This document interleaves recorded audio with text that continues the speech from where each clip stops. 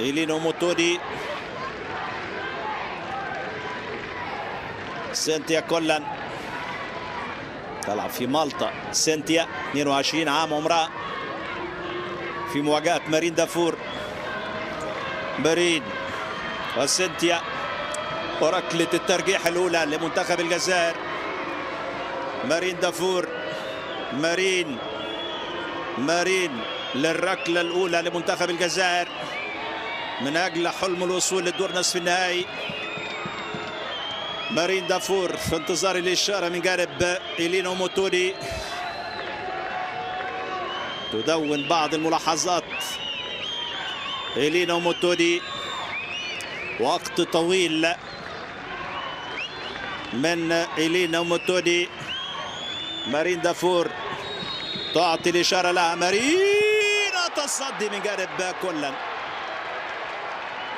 وقت طويل جدا من إلينو موتودي لإعطاء الإذن ببداية تنفيذ ركلة الترجيح الأولى، وبالتالي تأثير على معنويات مارين دافور التي سددت على يمين سنتيا كولان، وتصدي من جانب كولان لركلة الترجيح الأولى في المباراة.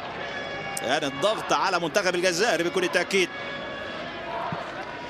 بعد ضياع ركلة الترجيح الأولى من المتخصصة في تنفيذ الضربات الثابتة مارين دافور. أتمنى التوفيق لكلوي نجازي. كلوي نجازي،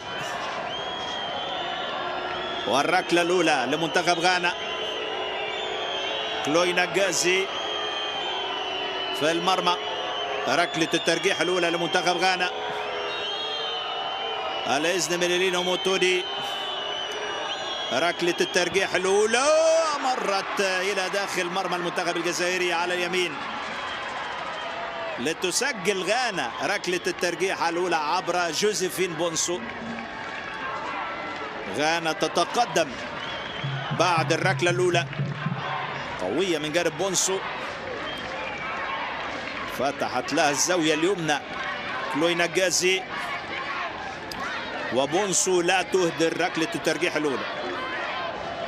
يأتي الدور ويأتي الضغط كله الآن على صوفيا جيلاتي قائدة المنتخب الجزائري على تنفيذ ركلة الترجيح الثانية في مواجهة سنتيا كولان وصوفيا جيلاتي. هي ركلة ترجيح ثانية لمنتخب الجزائر بعد إضاعة الأولى. وادي التسديدة، يا سلام يا سلام يا سلام على روعة التسديدة من جانب صوفيا جيلاتي في الزاوية الصعبة المستحيلة. تسجل ركلة الترجيح الثانية وتذهب لمساندة كلوي نجازي. هذه الزاوية اللي كنا نتحدث عنها في الدراسة التي أجريت على تنفيذ ركلات الترجيح. ركلة ترجيح مثالية من جانب صوفيا جيلاتي.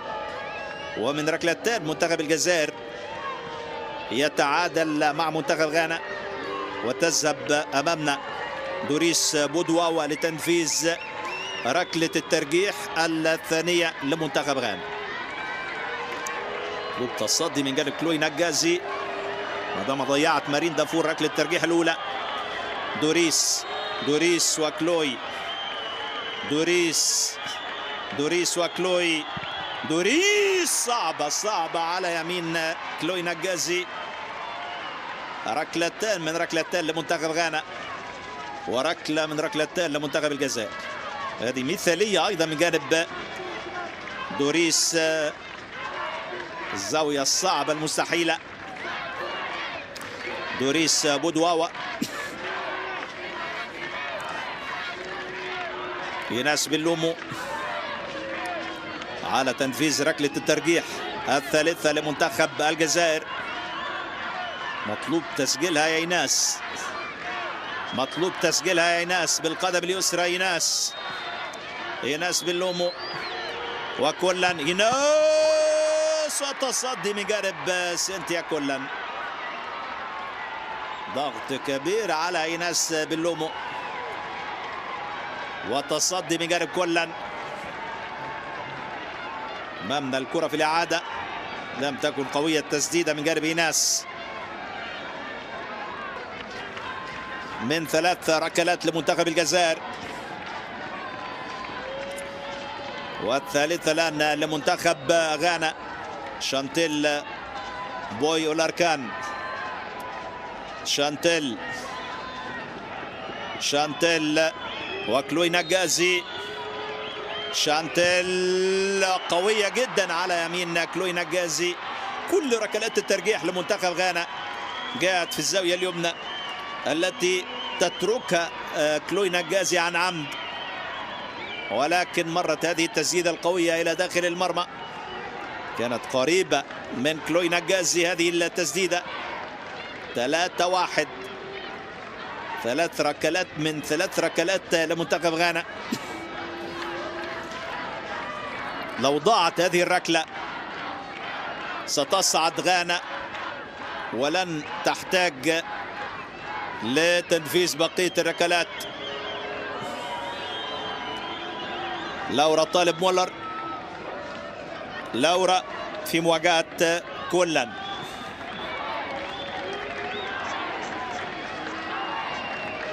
لورا طالب مولر، لورا طالب مولر في مواجهة كولان من أجل إبقاء المنتخب الجزائري في البطولة. لورا تسجل الركلة الرابعة لتصبح النتيجة الآن 3-2. أن هذه الركلة لو تم تسجيلها غانا تصعد لمواجهة المغرب في الدور نصف النهائي. الآن فرصتان لمنتخب غانا من ركلتي ترجيح، أو فرصة الإضاعة الأخيرة لمنتخب الجزائر. 3 فرص أمام المنتخب الغاني، والآن بادو على تنفيذ الركلة الرابعة للمنتخب الغاني. لو سجلتها ستصعد غانا للدور نصف النهائي. إيفيلين بادو في مواجهة كلوي نجازي. إيفيلين تسجل، تصعد بالمنتخب الغاني ليضرب موعد مع منتخب المغرب في الدور نصف النهائي. مبروك غانا، هارد لك لمنتخب الجزائر. شكرا لكم مشاهدينا متابعينا في كل مكان على حسن المتابعة. إلى اللقاء في مباريات أخرى بإذن الله.